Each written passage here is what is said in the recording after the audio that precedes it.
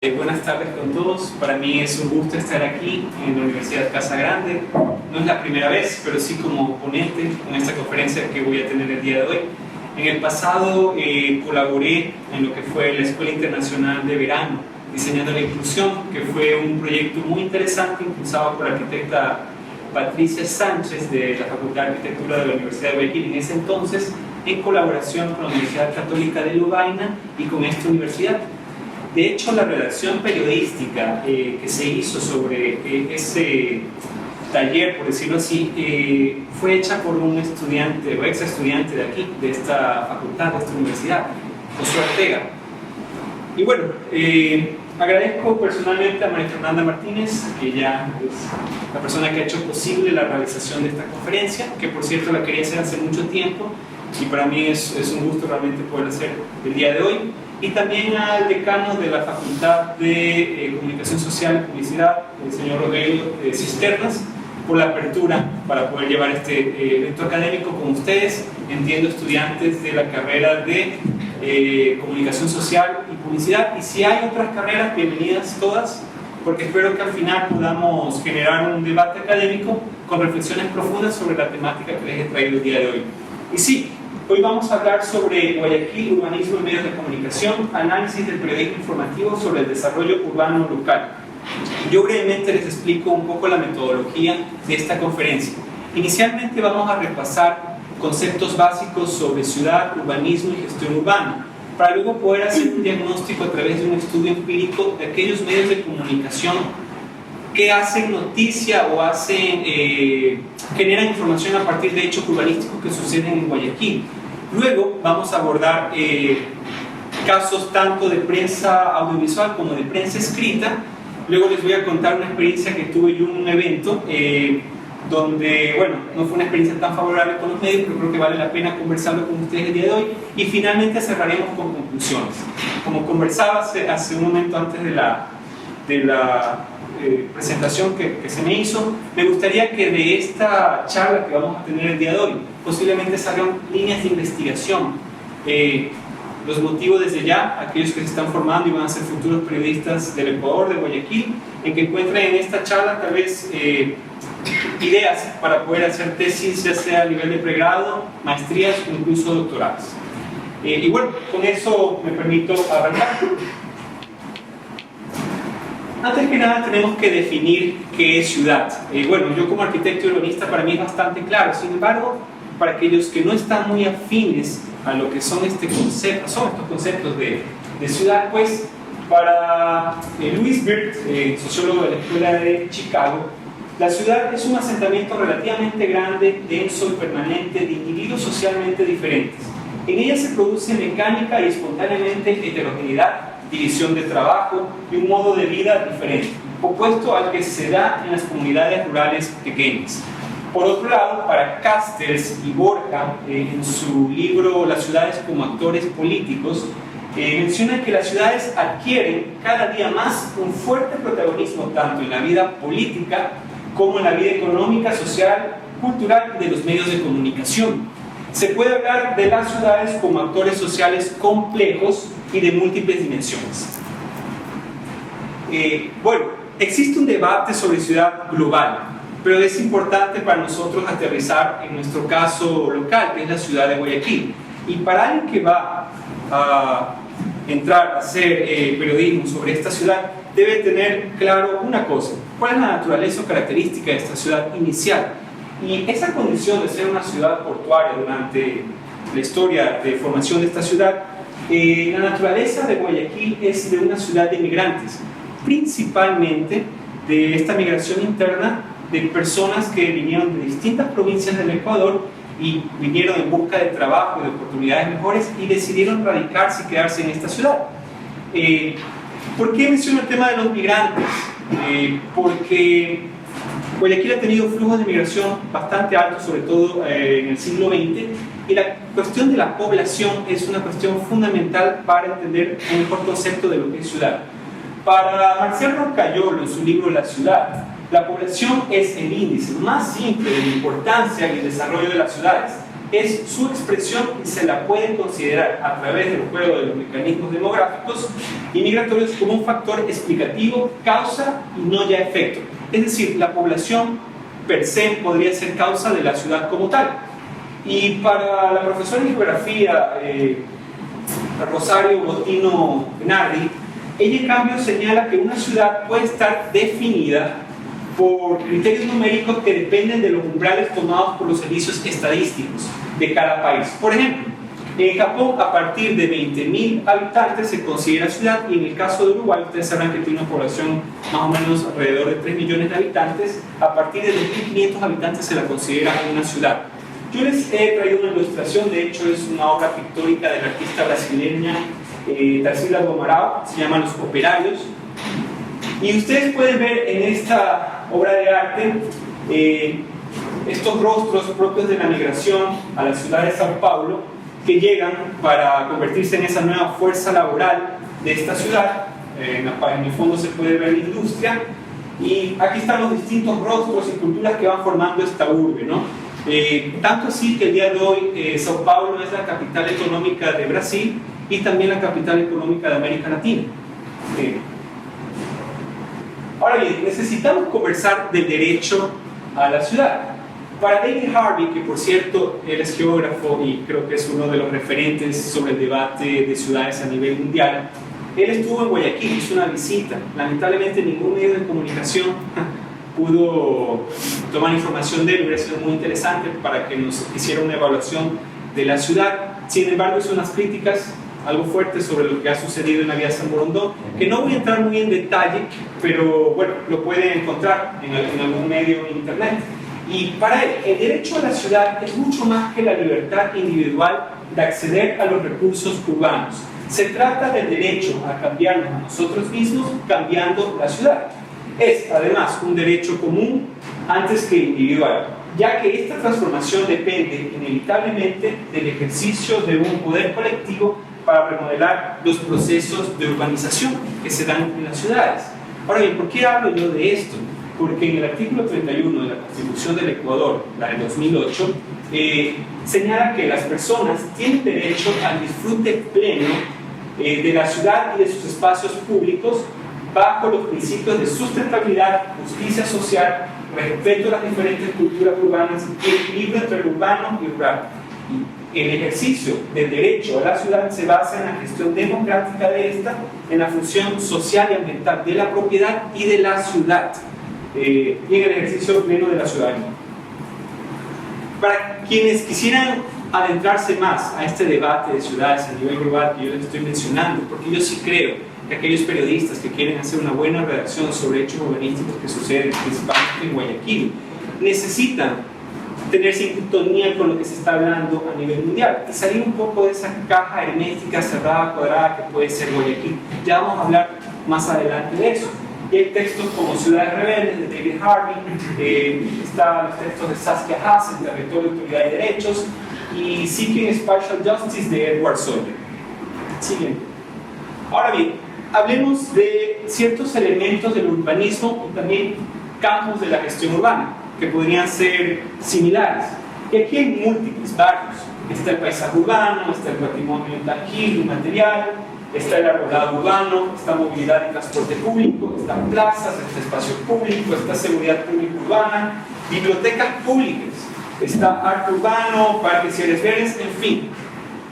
Tantas temáticas existentes que a la hora de hacer una redacción periodística sobre un hecho urbanístico, puede ser sobre un solo tema de estos o pueden ser varios a la vez. Y es importante tener claros los conceptos sobre lo que estoy explicando aquí. En este punto de la conferencia yo me atrevo a lanzar ya 3 preguntas a ustedes, a este público, que les agradezco por estar aquí, y que espero que al final las podamos conversar o contestar posiblemente. Y la primera sería, ¿qué tan veraz, eficiente y oportuna ha sido la información sobre las temáticas urbanísticas en Guayaquil proporcionada por los medios de comunicación locales? ¿Okay? Hago una siguiente pregunta. ¿Este periodismo del urbanístico ha contribuido a construir una sólida cultura arquitectónica y urbana dentro de una sociedad global de conocimiento? Y una tercera pregunta: la información mediática, urbanística, con el pasar de los años, ¿nos ha permitido entender mejor las temáticas sobre desarrollo urbano, garantizándonos una ciudad técnicamente concebida? Bueno, espero que podamos reflexionar sobre estas preguntas y contestarlas después. Aquí también ya quiero hacer una recomendación para aquellos futuros periodistas que creo que van a trabajar en cuestiones urbanas, en periodismo sobre lo urbanístico. Y quiero decirles que para hacer periodismo informativo sobre lo urbanístico se debe investigar siempre desde el lado de la técnica. En ella radica la veracidad y la racionalidad. Hacer noticias sobre temas urbanísticos en base a subjetividades políticas y a intereses particulares de autoridades locales en abuso de su poder es un grave error para la generación de información en materia urbana. Estas malas prácticas periodísticas pueden llevar a la sociedad a caminos de ignorancia. Entiéndanse la ignorancia como no tener conocimiento de algo, no como un insulto. Inmadurez e involución en términos de ciudad. Tengan en cuenta algo: la ciudad es un concepto ético como tal, así que la última palabra no radica en los actores políticos y grupos de poder, sino en la técnica y el trasfondo de los hechos. Los medios de comunicación deben ser garantes de una ética construcción social de la realidad urbana. Bueno, ahora vamos a conversar sobre este estudio empírico, medios de comunicación vinculados al periodismo informativo sobre desarrollo urbano de Guayaquil, pero yo quiero hacer dos aclaraciones antes de entrar a este punto de la conferencia. La primera es que los medios de comunicación constituyen un poder fáctico, eso es un hecho. No sé si está en el quinto poder, pero sí es un poder y que debería traer equilibrio. La información debería generar esa capacidad de tener un equilibrio entre esta correlación de poderes. La información no debería ser utilizada para aplastar a la ciudadanía, sino para generar un equilibrio, como estoy mencionando. Y la segunda es que yo no puedo generalizar. En estas instituciones que yo brevemente voy a leer el análisis hecho en cada una de ellas, yo no puedo generalizar a todos los periodistas que trabajan en estas instituciones.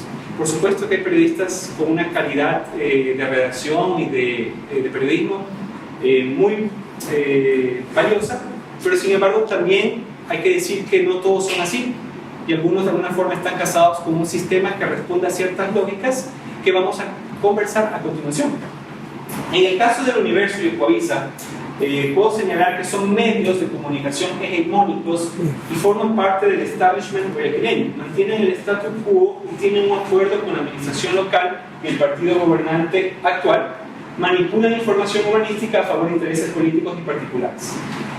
Con respecto al Expreso y el Comercio, de la prensa escrita convencional, son los que tienen mayor objetividad para informar sobre los hechos urbanísticos en la ciudad. Tienen veracidad porque trabajan apegados en gran parte a la tecnicidad de hacer ciudad. Podrían ser aún mejores. Estos que están aquí, Jekyll City, La Colmena, Colectivos, Ideas para Guayaquil y Cartón Piedra, que es una extensión del telégrafo, seguramente algunos de ustedes han leído estos periódicos que estoy mencionando. Puedo señalar que son medios que nacen en la era digital de las redes sociales, dirigidos por jóvenes preparados. Están creando un nuevo periodismo local, una nueva forma de hacer periodismo local. Su atención está en la política nacional, a excepción de Ideas para Guayaquil. Sin embargo, GK, La Colmena y Cartón Piedra han hecho aportes significativos en materia urbanística. Destaco y llamo aquí a que presten atención que Ideas para Guayaquil tiene una modalidad mixta, es redes sociales y al mismo tiempo radio. En el caso de me gustaría hablar mucho más cosas específicas de esta franja de aquí, pero bueno, tal vez podamos hacerlo al final. Comenzando sobre TC, Gama y el telégrafo, al ser parte del gobierno central, están sujetos a los intereses y políticas del gobierno nacional de turno. Lo urbanístico en TC y Gama no es habitual, y el telégrafo en el pasado aportó con calidad informativa en los temas urbanísticos, pero en la actualidad su aporte es mínimo. Y así continuamos, ¿no? En esta lista, ¿no? Canal 1 y el periódico Metro, puedo decir que Canal 1 ha hecho reportajes en materia urbana con una visión crítica sobre determinadas acciones municipales vinculadas al desarrollo urbano de la ciudad. No es el caso de Metro, que sin investigaciones profundas solo comunica hechos urbanísticos sin ningún tipo de contraste. El caso de RTS, pues bueno, ustedes conocen ese canal, no tiene mayor trascendencia en el periodismo urbanístico local, con escasas coberturas mediáticas de determinados temas que tuvieron un impacto grande a nivel de la ciudad. Esto quiere decir que, por ejemplo, cuando fue la tala de los árboles en la ciudad de la Tarazana, en el caso de Safari, y el tema se hizo mediático, bueno, ahí en toda esa vorágine de medios que cubrieron el tema, RTS entró, pero no es que normalmente está interesado en saber cómo está el arbolado urbano o hace noticias sobre eso, a eso me refiero. Particularmente se centra en la farándula local y su producción y producción de telebasura. Lamentablemente tengo que decirlo así, es nocivo para la construcción de una sociedad guayaquileña culta. Con respecto a Teleamazonas, está concentrada en la política nacional, a lo que le interesa. Tiene periodistas que son referentes en periodismo de odio. Yo ya hago aquí un señalamiento. Poco imparcial y motivado por venganzas políticas. No hay mayor interés en lo urbanístico de Guayaquil. Y el caso de La Extra, este periódico, tiene reportajes en materia urbanística, pero genera morbo sobre muerte en accidentes u homicidios. Además, cosifica a la mujer, cosa que yo no comparto, y la mayoría de sus contenidos son altamente nocivos para la construcción de una sociedad guayaquileña culta, porque en realidad es una prensa muy amarillista. Ahora bien, esto en cuanto a medios de comunicación audiovisuales y escritos, pero tenemos que recordar algo, el tema radial. Guayaquil es una ciudad que consume mucha radio. Esa expresión mucha radio la saqué de una emisora que se llama así, Mucha Radio.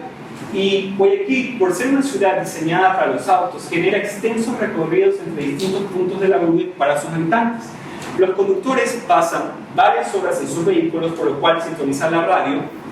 Informarse con emisoras es muy común en nuestra ciudad. Esto principalmente se da en el servicio de taxis por parte de los conductores de las unidades. Los contenidos informativos sobre el urbanístico local son escasos, ya que prima la política nacional y el fútbol, debo mencionarlo. Aquí, por ejemplo, está Radio Centro con don Javier Benedetti Roldós, Canela, que también se escucha en Guayaquil, y bueno, ahora Jorge Yundes, el alcalde de la capital del Ecuador. Está Radio Atalaya, me parece que aquí el anterior alcalde hacía sus enlaces de los días miércoles para informar sobre sus proyectos para la ciudad y también para refutar ciertas críticas que se le hacían a ciertos proyectos que eran de alguna forma analizados técnicamente. Y está La Mañana, Radio Tropicana, con Ramón Soren Cosner, padre del actual vicepresidente de la República, que también es radiodifusor. Yo aquí quiero contar una experiencia personal. Una vez conozco a Ramón Soren Cosner, digamos que tenemos una amistad respetuosa, por decirlo así, y un día se me invitó a poder hacer un programa radial, una entrevista pregrabada. Íbamos a conversar sobre Guayaquil, dentro de este marco del bicentenario, ¿no?, que va a ser el próximo año, una fecha importante para esta ciudad.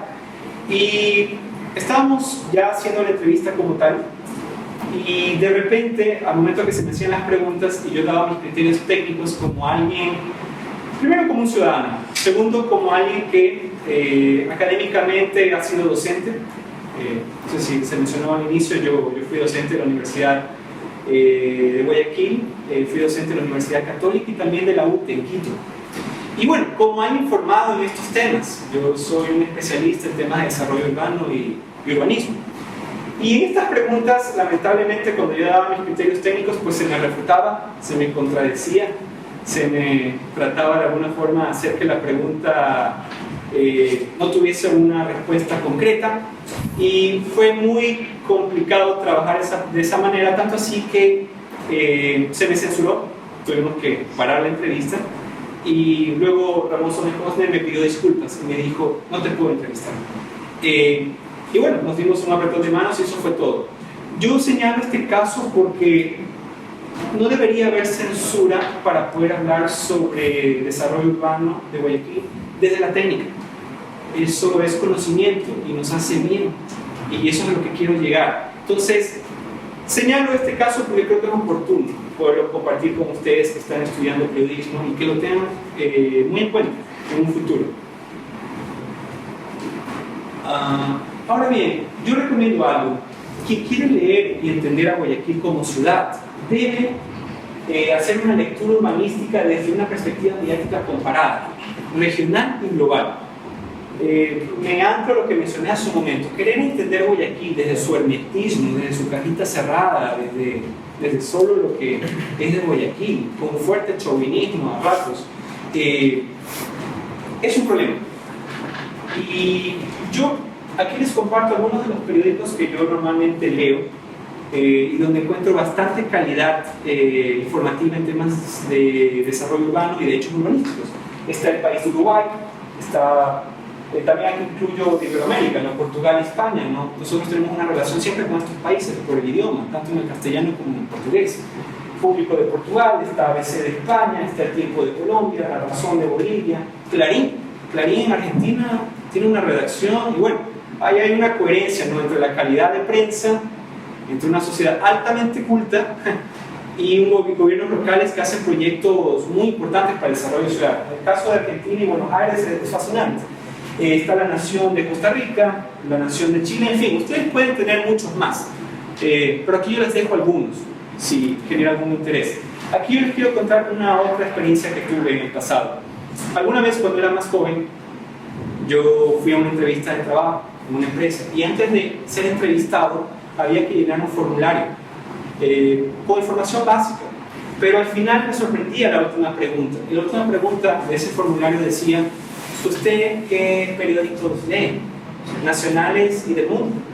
Y yo en ese entonces no leía periódicos, para nada. Y mucho menos podía colocar un periódico del mundo. No tenía esa cultura, ni ese hábito de lectura de prensa internacional. Y debo entender que para ese tipo de empresas, tener trabajadores bien informados es importante. Y a mí me quedó eso siempre latente. Y más o menos la idea es: dime qué prensa lees y yo te diré cuán bien estás informado. Y eso es importante. Ahora bien, yo aquí, ya para entrar en los casos tanto de prensa audiovisual como prensa escrita, quiero colocar esto en la mitad. Y yo ya aquí les pregunto a ustedes, bueno, ¿qué caricatura es más relevante como información para los ciudadanos de Guayaquil? Sean libres de ustedes de decir lo que piensan. Pueden alzar la mano quienes piensan que esta caricatura es más relevante, o pueden alzar la mano quienes piensan que esta caricatura tiene mayor relevancia. No sé, ¿quiénes se inclinan por Quasimodo y Notre Dame?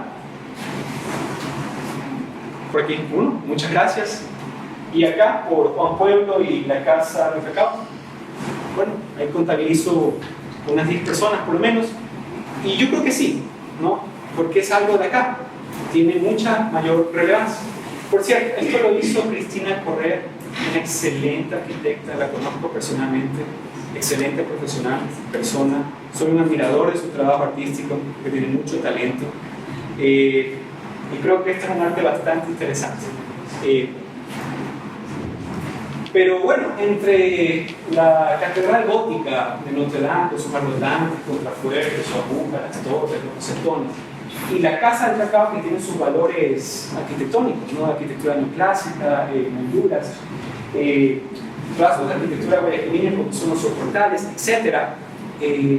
Esto fue un poco lo que sucedió en cuanto a cómo se ocurrieron ambos eventos que de alguna forma no están muy distantes en tiempo. Uno sucedía una semana y el otro estaba sucediendo la semana siguiente. Yo decía, pues bueno, claro, el de Juan Pueblo lo hice yo. Digamos que no se viralizó tanto como el de Cristina, Neymar no lo compartió, pero sí generó reflexión y fue importante.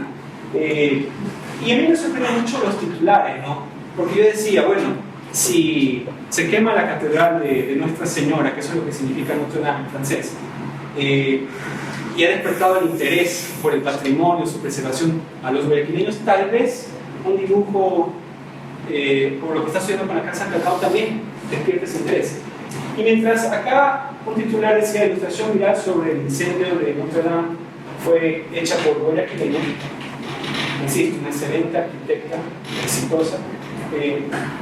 Por otro lado, el Universo, a una semana después, yo creo que habré subido esa caricatura el día sábado, y a la semana siguiente, colocaba como titular malestar en colectivos por trabajos en Casa Patrimonial de Guayaquil. O sea, ya el nombre de Casa de Cacao no existía, y yo no sé, pues, o tal vez sí lo sé como profesional, estos no son simples trabajos. Lo que estaba pasando aquí era una demolición, se estaba derrocando un inmueble patrimonial. Y estos titulares ya nos arrojan pistas de cómo va a ser la redacción. No quiero andar mucho en este tema. Vamos a la prensa audiovisual. Siguiente. Yo también me he puesto en rol de periodista, por decirlo así, que no lo soy. Y le he colocado un poco de humor a ciertos titulares para presentarles ciertos casos que de alguna forma espero puedan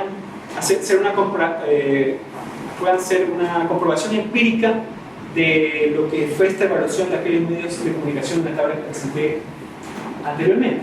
Y yo denomino el caso 1 como la heroica decisión de soltar la cruz en la restauración de la Catedral Metropolitana. Eso estaba pasando el 8 de enero de 2017.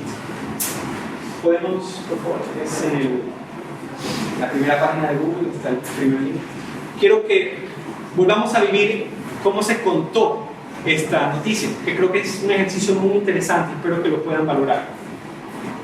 Yo haré 3 observaciones puntuales y luego avanzaremos con el siguiente caso.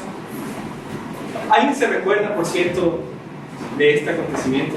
Sí. ¿Cómo olvidarlo, verdad? Pero más grave de lo sucedido creo que es cómo se contó esta noticia de un hecho urbanístico, son temas de ciudad.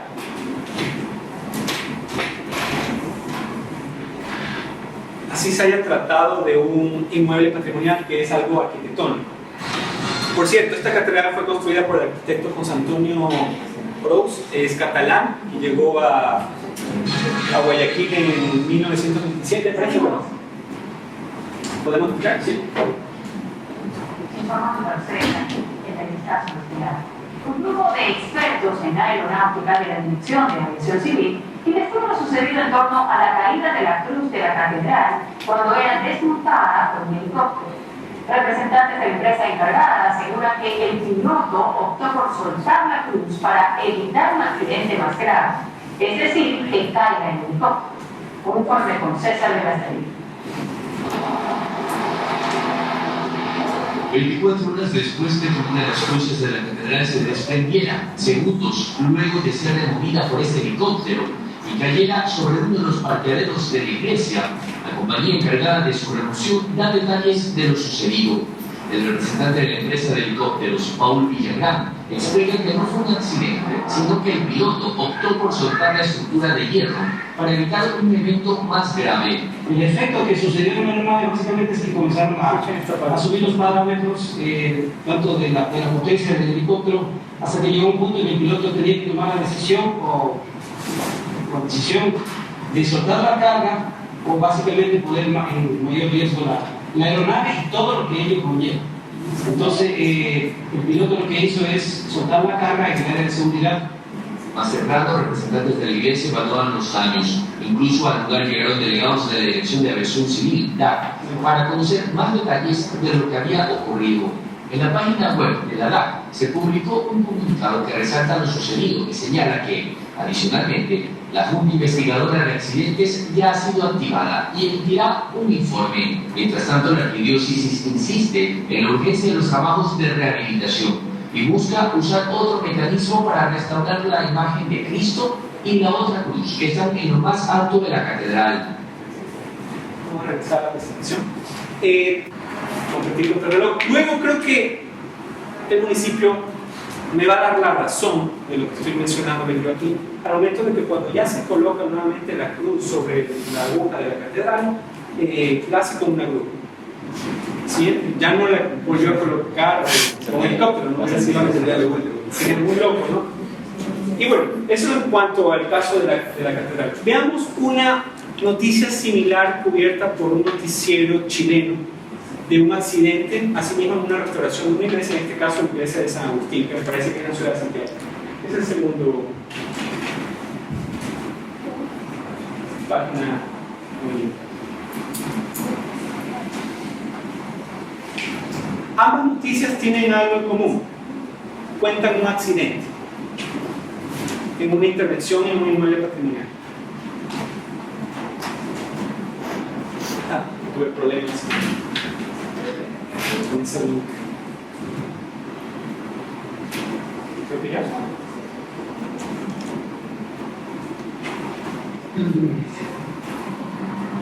6:30 de la mañana y el tránsito es mínimo por normal en la calle Cortinas hasta que aparece este furgón blanco. El conductor no ve la viola tirada a la calle, por lo que al pasar sobre ella se engancha en los resortes de las ruedas traseras. Alcanza a avanzar un par de metros y ocurre lo peor. La potencia del vehículo desestabiliza un andamio que colgaba 15 metros de altura. La estructura se precipita, un trabajador cae estrepitosamente. De repente, el impacto no hay, y tiene la volcada de la gente del suelo. Cuando pasó por bueno, no salieron la mayoría de seguridad que tenía el impacto. Eso bien pasó porque era colgando de su arnés, pero también se golpeó en la cabeza y perdió el conocimiento. Al llegar al lugar constatamos que se trataba de la caída de los trabajadores de factura aproximada de 12 metros. Como pueden ver, el andamio estaba resultando un riesgo de caída. Continuó así durante varias horas, siempre en ese momento, dirigidos tras la ruta central. Lamentablemente, en este momento que acaba de ser las 7 de la mañana, los sectores de organización se practicaron en el sorpresa. El fallecido es Gerardo Seguel González, de 39 años, y cayó en la calle porque aparentemente no estaba sujeto por un arnés, pero si existía evidentemente fallo. El compañero de labores, Rodrigo Sarabia Gómez, de 29 años, resaltado por la zona avenida. Rodrigo lleva más de 10 años haciendo trabajos en altura, esta vez remodelando la fachada de la iglesia San Agustín. Trabajos que no fueron autorizados ni por la Dirección de Obras Municipales de Santiago ni por el Consejo de Monumentos Nacionales. Contactaron a la iglesia San Agustín, su secretario dijo que solo la empresa contratista podía referirse al tema, pero...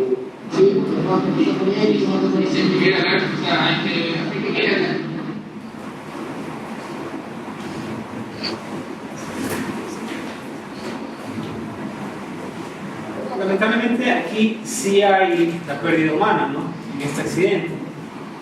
Y lo que yo quiero destacar de esta narrativa audiovisual, y espero podamos terminar el video, es que lo que se quiere informar a partir de este hecho en la ciudad, de este accidente dentro de esta intervención en la restauración de la iglesia San Agustín, es que gira todo alrededor del andamio, que es lo que correctamente se hace.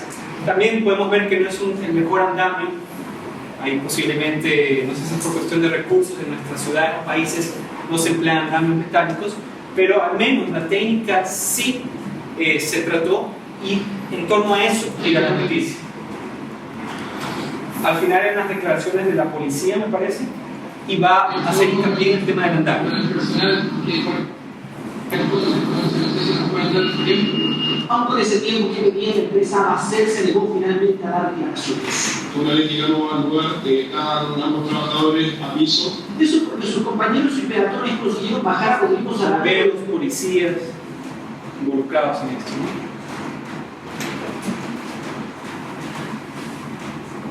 Tal vez lo podamos ver al final. Bueno, revisen la última parte. Ahí incluso van a entender mejor de lo que yo estoy mencionando. Vamos a la siguiente diapositiva. Necesito cubrir también los otros casos. Y bueno, al caso número 2 yo lo denomino el pan nuestro de cada día. Menú de desayuno a las 7 de la mañana, asesinato en Guayaquil. ¿Quién no ha aprendido el Coavisa, encendido la televisión y ha sintonizado el noticiero de las 7 de la mañana? Y lo que se va a encontrar a la orden del día son los asesinatos que tiene esta ciudad. Y por favor, si podemos ir a esta noticia, al tercer link, para que ustedes vean mejor de lo que les estoy hablando. Un hombre fue asesinado con... Ahora entiendo por qué era mejor descargar los videos. Un hombre fue asesinado con 5 impactos de bala en el sur de Guayaquil. Su pareja también resultó herida. México Chavos informa que en la casa de la víctima se encontró marihuana, cocaína, un arma y municiones. Una ráfaga de disparos alarmó a los moradores del sector de las Malvinas en el sur de Guayaquil. Testigos quienes prefieren no identificarse comentan que cerca de la 1 de la madrugada, tras la balacera, el cuerpo de la víctima quedó en la puerta de su domicilio, donde llegó a vivir hace 15 días desde el cantón Durán. Yo todavía estaba ya en cama cuando escuchamos los disparos. ¿Cuántos disparos ustedes escucharon? Yo escuché como 7, pero se hacían uno atrás de otro. Según la versión policial, el hombre llegó con su pareja en una doble cabina. Ella ingresó a la casa y al instante, dos sujetos que iban a pie le propinaron 5 disparos a la víctima en el portal de su vivienda. Una de las balas impactó su cabeza, como lo menciona el jefe zonal de muertes violentas de Las Cárdenas. Tiene 7 antecedentes por asesinato, robo, tenencia de armas, robo calificado, tenencia y posesión ilícita de sustancias sujetas a fiscalización. La pareja del fallecido también resultó con heridas. Horas después del crimen, la policía ingresó al domicilio. Se encontró un arma de fuego, 31 cartuchos, igualmente una sustancia verdosa que se está realizando flor de campo, presuntamente marihuana. Lo más evidente en este sector es el temor que sienten sus habitantes, pues aseguran que los asesinos podrían regresar y atacarlos. Y una llanta que termina con la calle y esos mismos te van a robar a otras personas. Es el consumo de drogas que hay en esta esquina. Esta madrugada, también en el sur de Guayaquil, otro sujeto murió al recibir 7 disparos. Los autores de este crimen se trasladaban en un auto. Con estos recientes asesinatos, suman 20 las muertes violentas en este 2019, solo en el Distrito Sur, 2 más que en el mismo periodo del año anterior. Yo tengo otras observaciones. No sé si alguien quiere comentar sobre esta noticia en particular, algo que le llame la atención. Yo podría decir lo siguiente. No sé si el guayaquileño tiene que levantarse y lo primero que tiene que ver es el asesinato de una persona que recibió 5 impactos de bala. Yo creo que no. Segundo, no entiendo la lógica de gastar recursos o implementar recursos en recrear con imágenes digitales lo que fue la escena del crimen, ¿no? Estos muñequitos blancos, de alguna forma simulando lo que fue. No es necesario. Y número 3, al final, la reportera que está en el lugar del hecho va a entrevistar a una última persona y va a hacer una casi afirmación en la cual se dice que los ciudadanos están con miedo de esa zona de las Malvinas porque tienen miedo de que regresen y maten a más personas. Cuando en la misma nota periodística, y ustedes prestaron atención en eso, el jefe de la policía dice que el personaje tenía antecedentes, tenía un arma, tenía algunas cosas, y que para cualquiera que asimila la noticia sabe que eso fue por un crimen, por una venganza o una rendición de cuentas. De eso a que van a regresar a hacerle lo mismo al resto de ciudadanos, es una información que no está bien narrada. Ahora bien, miren, yo les quiero ahora mostrar un caso. ¿Quién aquí sabe portugués? ¿Nadie? Bueno, el portugués es bastante parecido al español, yo creo que se va a entender, pero creo que las imágenes van a hablar más que las palabras.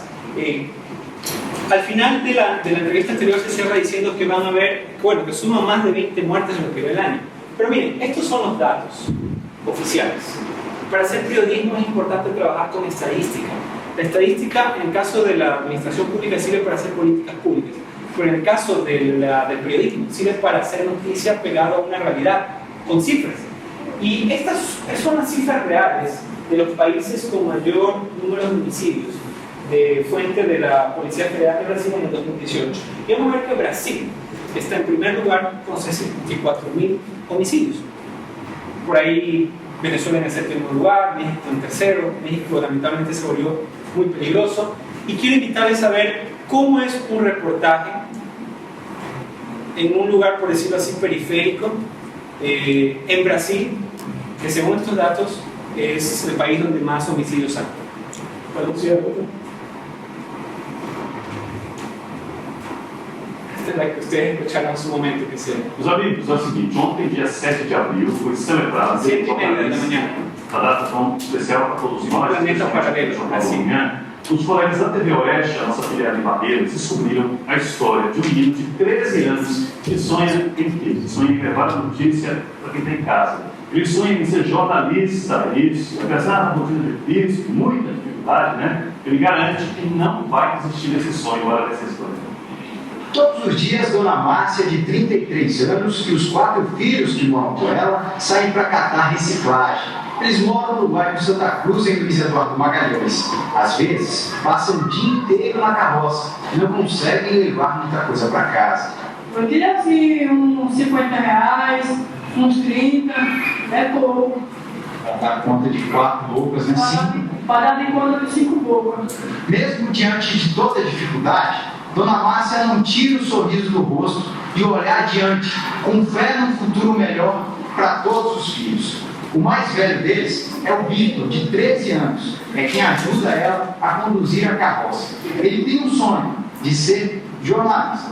Por isso, eu vim passar um dia para saber a realidade deles e também convidá-los para viver um dia com a gente.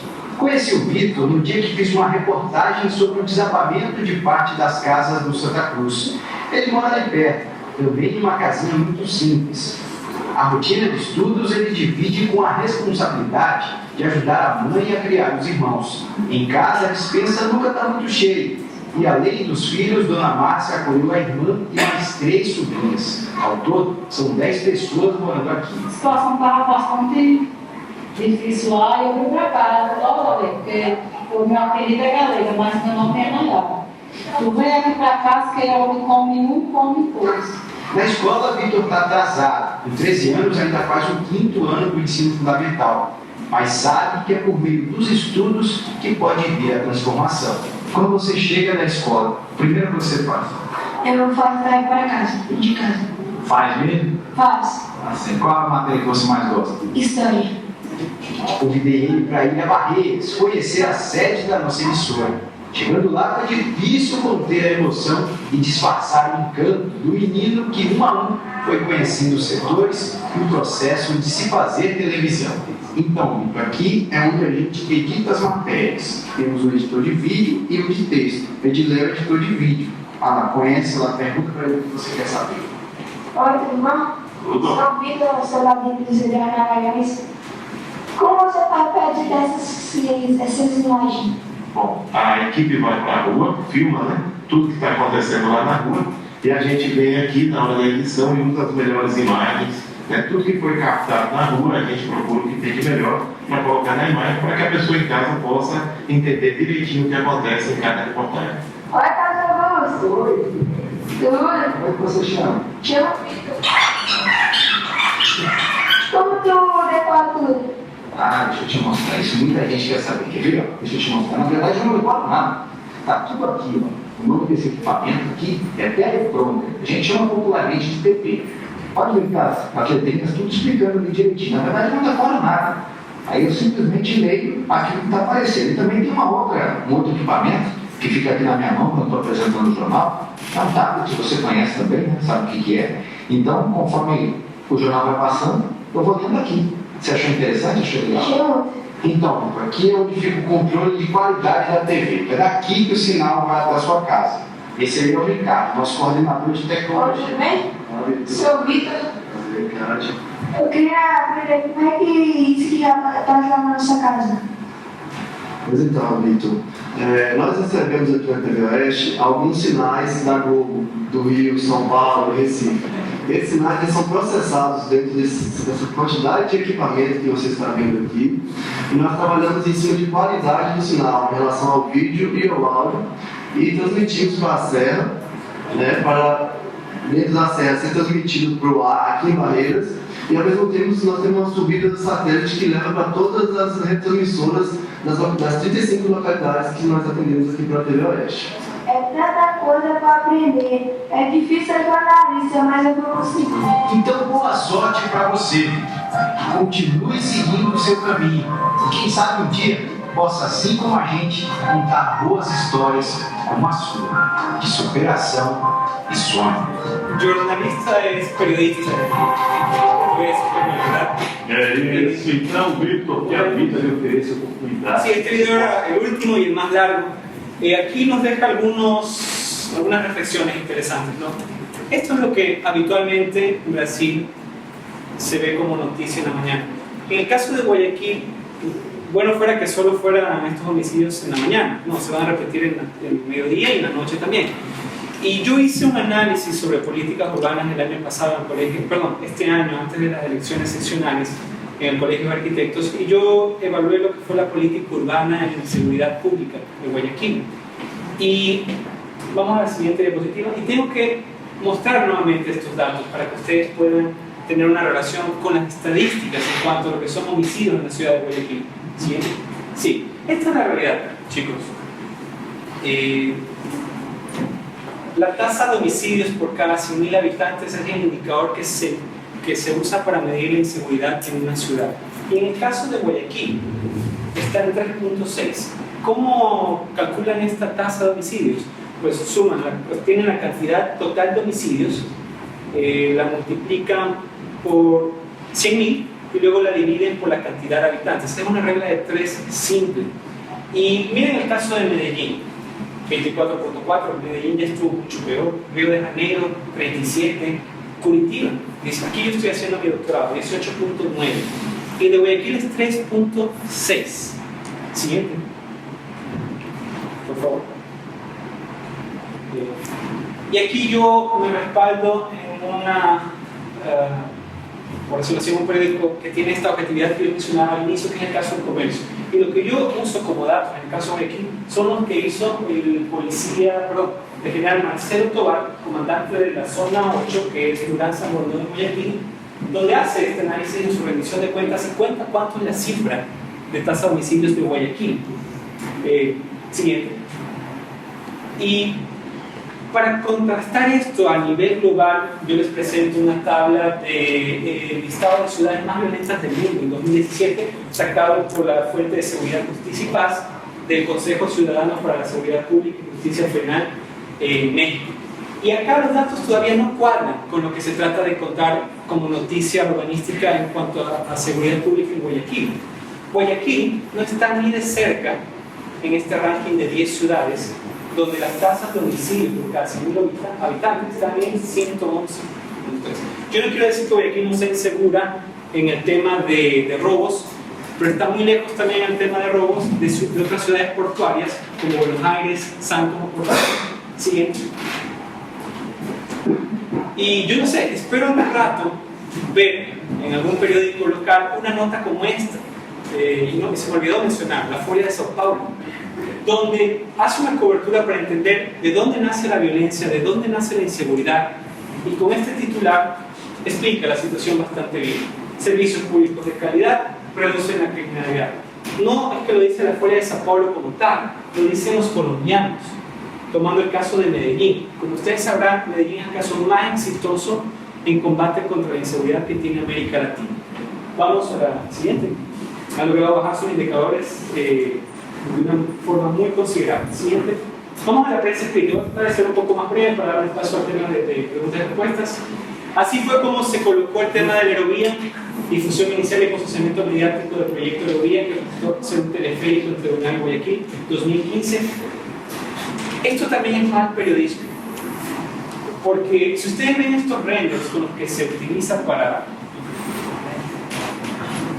posicionar esta idea, este proyecto, yo les hago una pregunta, ¿pero ustedes esto es un teleférico? No. Tal vez un teleférico. ¿Alguien ha subido un teleférico?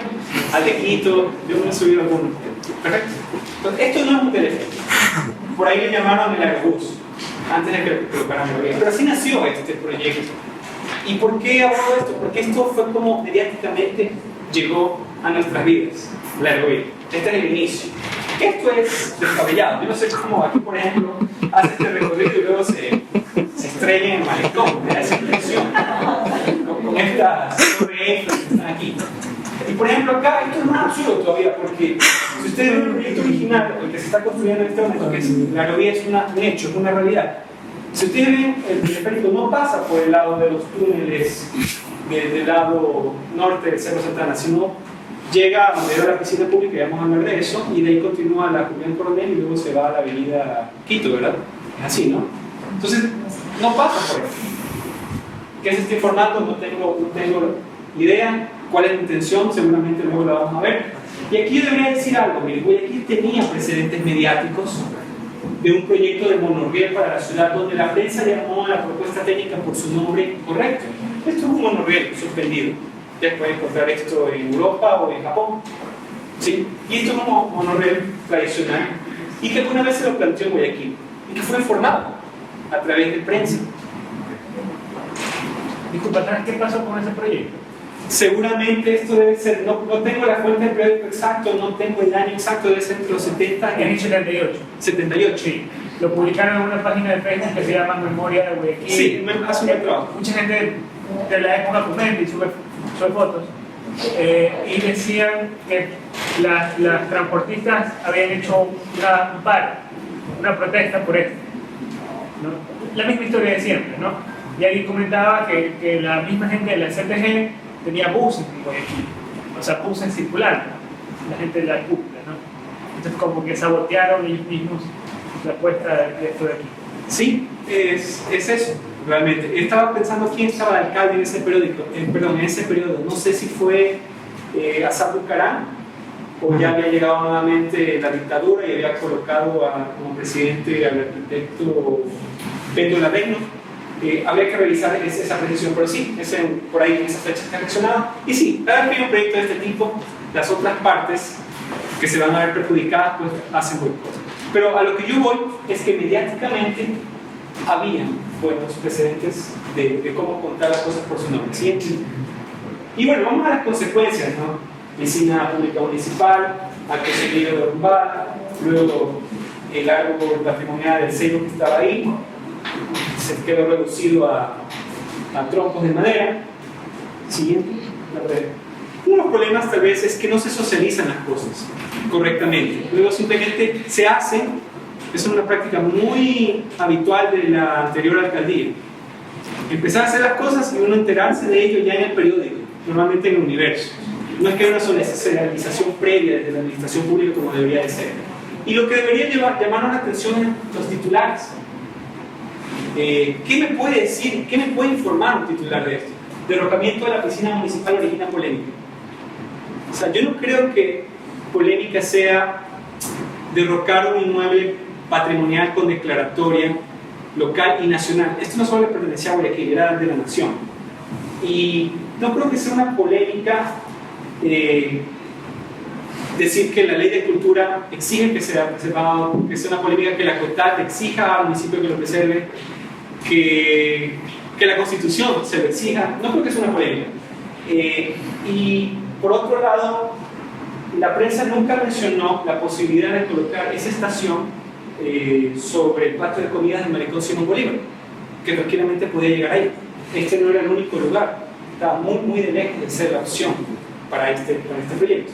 Y en el caso del Seibo, que ustedes recordarán también en este episodio, aquí el Universo menciona retirarán Seibo que interfiere en obra de aerovía. O sea, el Seibo está primero, ¿no? Es un árbol que tiene casi 100 años ahí plantado, ¿no? Por ahí. Y resulta que el Seibo se interfiere en la aerovía. Es muy extraño la forma de redactar estas cosas, obviamente tienen una intención, y hacia eso vamos con esta charla el día de hoy, ¿no? Siguiente. Yo estuve aquí, ¿no? Tratando de que mediáticamente esto tuviese algún impacto. Solo llegó alguien, así, de un medio independiente a entrevistarme, y dije todo esto que les estoy contando. La gran pregunta, ¿por qué los medios no llegaron a hacer una cobertura de esto? No creo que sea un tema muy importante para la ciudad. Siguiente. Bueno, aquí ven esta fotografía, no sé si alguien quiere aventurarse a colocar un titular. ¿Cuál sería el titular periodístico que signifique desde su narrativa este hecho urbanístico? O sea, aerovía tapa la obra de la Celiguir. Ok, muy bien. ¿Alguien más? ¿Alguien? No, eso mismo. ¿Eso mismo? Es que sí, el otro día pasé por allá y cómo ese que pone la estación, ya, o sea, es el tren. Que, o sea, es evidente los problemas de planificación, ¿no? Y el impacto urbano de las cosas que han ido pasando, ¿no? Como mencionas. Pero en lógicas del universo no nos sorprendería encontrar un titular que diga mural tapado porque se metió en el camino de la heroína. Un poco con las lógicas de los titulares anteriores. Vamos a la siguiente diapositiva.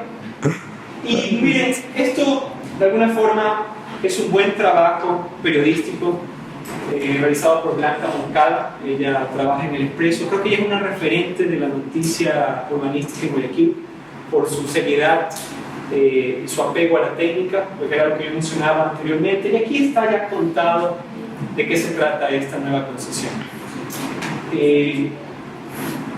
Y bueno, miren, aquí hay dos futuros más adelante que van a tener que ser en algún momento abordados por la prensa. Y el primero es ¿por qué se construyeron 4 estaciones y no 2?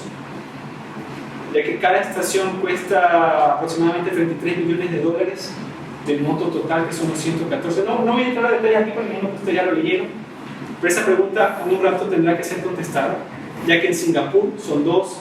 El que se utilizó como referente, que es el del río Támesis, el norte, son 2, y con 2 se solucionaba todo, pero con 4 miren lo que ha sucedido.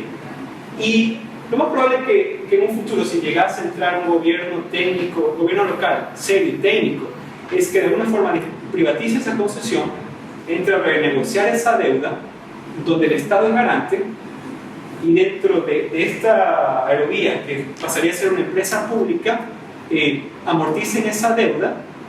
Y espero que con la otra mitad de lo que genere esto, que por cierto, lo que calcularon fueron $28,000 diarios, y por ahí esa cifra fue lo que motivó bastante a este proyecto, tal vez se pueda financiar otro proyecto de movilidad que sí necesita Guayaquil, como un tren elevado o como el mismo monorriel que mencionábamos hace un momento, ¿no? Siguiente.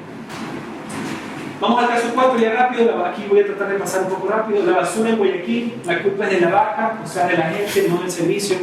Y así es como se coloca la noticia, ¿verdad? Con respecto a la basura, ¿verdad? Aquí un titular, por ejemplo, Puerto Limpio culpa a la gente por la suciedad en sectores de Guayaquil. Pero debe ser que la basura se acumula así porque no tenemos contenedores. Es absurdo pensar que las personas van a colocar toda la basura de 40 familias que pueden vivir en una cuadra en esto. No tiene mayor lógica, pero sin embargo, esto es lo que ustedes encontrarán como cobertura periodística de este hecho urbano en la ciudad. ¿Sí? Esa foto es en la noche. No sé quién ha tenido el gusto de recorrer Guayaquil, el centro, en la noche y encontrarse con la basura rebosando. Es una cosa absurda. Absurda para una ciudad como Guayaquil. Una ciudad de prestigio, de nombre, ¿no? Y bueno, aquí está la recolección. Esto es una foto fuente del universo. ¿Sabes cómo se hace la recolección? 2019 en Guayaquil. O sea, no tenemos todavía un sistema de recolección de basura a partir de contenedores de carga lateral, que son estos que cogen el contenedor, como está en Quito, Riobamba, en otras ciudades del país y del mundo. Siguiente. Y bueno, yo en su momento también hacía artículos para GK, y creo que ahí José María tuvo una visión muy importante de entrar a hacer también notas urbanísticas sobre el tema del desarrollo urbano de Guayaquil. Yo colaboré con algunos, entre esos el tema de la basura. Y puedo decir que desde la correcta gestión urbana, y la verdad, en este caso, sí existe un contraste desde un buen medio de comunicación para entender un parque y que no lo es. Aquí, por ejemplo, en el Telégrafo, esto es del 2014, menciona algo de las bibliotecas públicas. Solo tenemos 3. En una ciudad que es una conurbación metropolitana de casi 3.100.000 habitantes. Una es la biblioteca municipal, la otra es la que está en la Casa de la Cultura, y la tercera, no sé, alguien me ayuda. No sé si es la Huerta. Sí, pero esa, yo creo que la Huerta vino después, y esa la hizo el gobierno central anterior, y esa es una excelente biblioteca dentro de un edificio patrimonial, pero hasta ese entonces solo había 3, por ahí tal vez sea el archivo histórico. No lo sé. El Centro Ecuatoriano Norteamericano también tiene una biblioteca bastante decente. Mejor que la... Tal vez sea privada, por eso no está incluida, pero ok. Pero en las públicas, bueno, esto es lo que alguna vez el Telégrafo arrojó. Y aquí es lo que yo mencionaba, por ejemplo, de periódicos como Metro, ¿no? Un nuevo parque se entregó al norte de Guayaquil. O sea, ¿y en verdad es un parque? No sé, yo creo que no. El hecho de que coloquen esos juegos infantiles que están en una bodega municipal no significa que sea un parque para un buen desarrollo de un niño. Y a veces los presupuestos que se manejan en estos parques también podrían ser temas de investigación. Los invito a investigar el parque entregado en la entrada de la 8, la avenida Casolina, un parque que costó $500,000 aproximadamente y que es de similares características. Entonces, hay muchas cosas que no se explican bien y es importante hacer una buena redacción para que el guayaquileño entienda de estas cosas. Y no, voy a decir esto así en términos crudos, no le vendan gato por liebre. No se dejen manipular. Pero bueno, yo aquí apunto algo del universo. Aquí sí el universo aparece diciendo el nuevo parque temático fue inaugurado en la Garzota.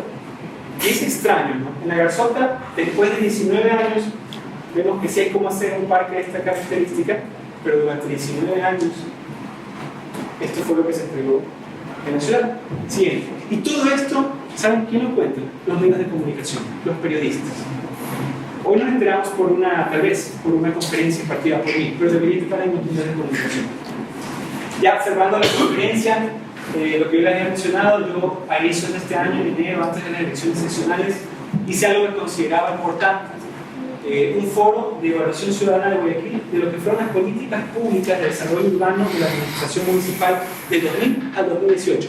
Era muy importante de hacer, porque habían pasado 18 años consecutivos de una misma administración en las manos de un mismo partido. Era lo más ético evaluar, no por molestar, sino porque en la evaluación podemos ver qué está mal y lo podemos hacer mejor. Y eso fue exactamente lo que se hizo con profesionales especializados en ciertos temas. Analizamos acceso a su vivienda, de transporte y movilidad. Aquí estaba Andrea Fiallos con el tema de parques y áreas verdes. Yo hablaba de seguridad pública urbana. Y también estaba el arquitecto Saltos, que habló sobre espacios públicos. Siguiente. Y aquí yo les quería contar esta experiencia. Este fue un evento donde en esas épocas preelectorales fue el único lugar donde se me permitió hacer, en el Colegio de Arquitectos. Otros lugares me fueron negados. No sé, hay miedo de que se conversen estas cosas en Guayaquil. No sé si miedo en las personas que tienen estos espacios, ¿no? En general, digo, no en la ciudad, no lo sé.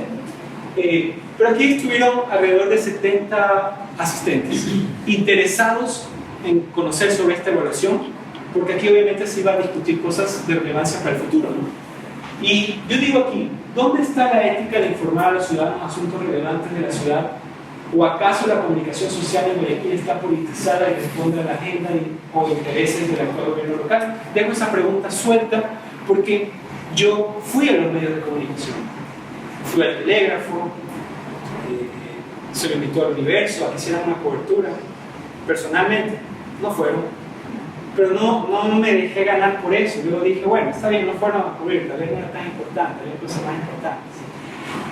El día anterior había sido la marcha por los asesinatos en Guayaquil, por los asesinatos de estas dos mujeres, que fue un tema muy fuerte. No sé si alguien participó de esa marcha. Esta conferencia, este foro fue al día siguiente. Yo así tuvo lleno.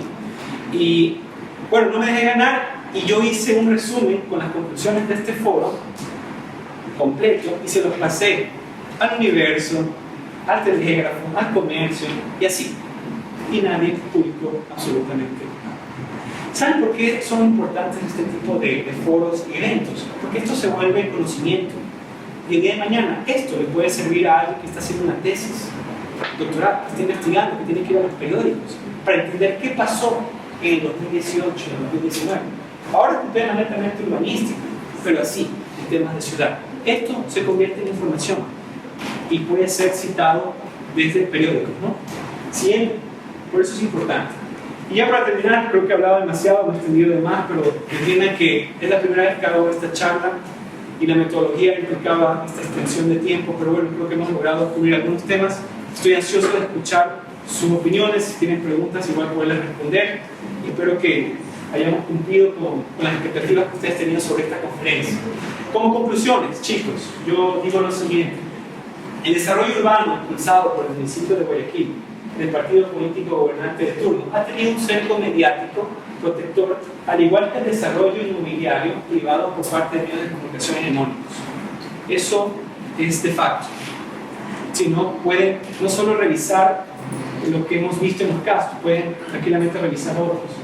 para comprobar lo que yo estoy diciendo, si es verdad. No es coincidencia que con esta calidad de prensa dicho desarrollo continúe después de 26 años, impulsado por el mismo partido político, que eso es una cosa que no se puede pasar por alto. O sea, ahí hay una cuestión que es importante de analizar. En Guayaquil se produce el fenómeno denominado la dictadura perfecta, y yo coloco este tema aquí porque hay una película mexicana del director Luis Estrada Rodríguez, que yo se la recomiendo que la vean, porque ahí un poco explica el rol de los medios de comunicación y cómo fue durante el gobierno de Peña Nieto. La situación es algo bastante similar. Es necesario hacer un nuevo periodismo sobre lo urbanístico apegado a la ética y técnica en el presente y próximos años. Si no, la ciudad corre el riesgo de quedarse estancada en materia urbanística con relación a la región, hablo de América Latina, con atrasos y errores que cada vez aumentan el costo de su remediación. Y finalmente, una sociedad correctamente informada en materia urbanística es fundamental para garantizar mejoras en el proceso urbano de Guayaquil en el presente y futuro. Está en juego la calidad de vida urbana y la competitividad de la urbe a nivel nacional, regional y global. Y con esto yo cierro mi presentación, espero no haberlos cansado y les agradezco mucho haber estado presentes.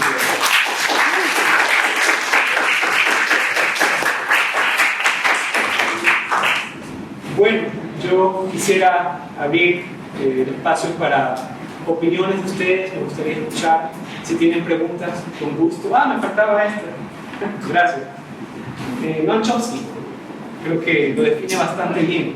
Dejo ese mensaje. La manipulación mediática hace más daño que la bomba atómica, porque destruye los cerebros. Y en una sociedad de conocimiento y de información, donde por primera vez en la historia de la humanidad tenemos de forma tan fácil el acceso a la información, hay que sacarle ventaja y que eso no nos juegue como en resumen general. No sé, ¿alguna opinión, alguna pregunta que quisieran hacer? Por favor.